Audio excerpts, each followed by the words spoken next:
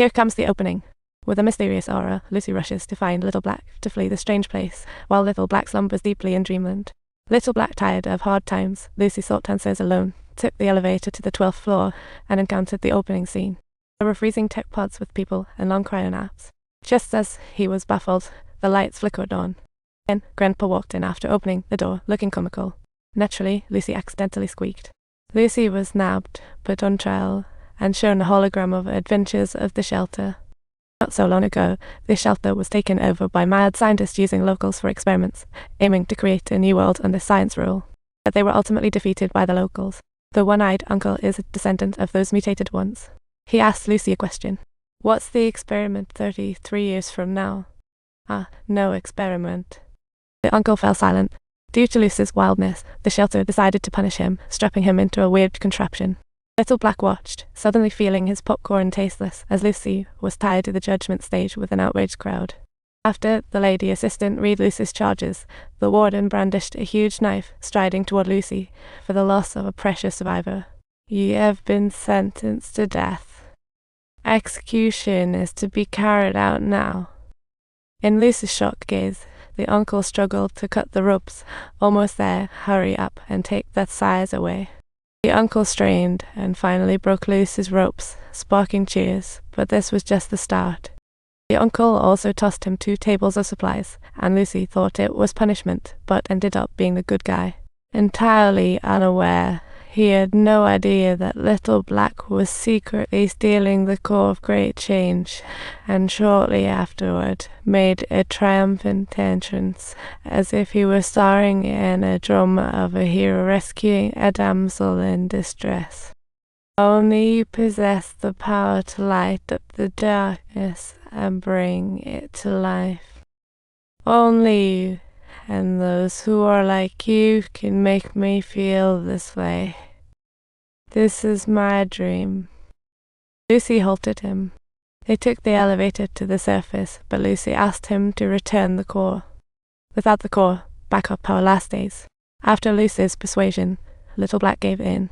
Little Black extracted the core from the mech and handed it to Lucy, lingering a glance at the mech before following Lucy. Thanks, think of the strawberries. The man pulled out the sword that pierced his neck, but the expected bloodbath didn't happen. The wound healed rapidly, catching him off guard. I think you might be a monkey. Suddenly, it struck him that to treat his crushed left foot from the mech, he traded the core of change for a bottle of potion. Look, I sucked all the meds. He grabbed it and took a swig. Almost choked, but a miracle. His exposed left foot healed smoothly. Oh my god, thank you so much. He didn't expect that the wonder drug would turn him into a zombie. As Little Black's ex-guard, he aimed to bring back the head, but turned into a zombie, fleeing for life. So he handed Little Black the head and bolted, while Little Black picked up another head, squishing it into a mushy pulp. What are you doing? They want heads. I'm giving them heads. Then he asked Lucy to trade the real head for her father, but Lucy feared for Little Black. They kissed deeply before parting. With 2 heads in tow, Little Black was taken away by mech knights, feeling anxious but recalling his promise with Lucy. However, Little Black didn't return to the Brotherhood, but found himself in a town, facing not the Brotherhood leader. Instead, he found a preacher. Little Black tossed the head up, but the preacher was tricky and scanned it immediately. The result? The head was completely empty. Go. Wait a minute. Wait. Listen to me. I can give you a real head. Little Black's life dangled by a thread. The preacher's followers pleaded for Little Black. With a wave, the preacher spared him and started brainwashing. The preacher didn't blame Little Black for snagging the mech from its former owner, but the power got cancelled. What could he do? He seemed to have learned a thing or two.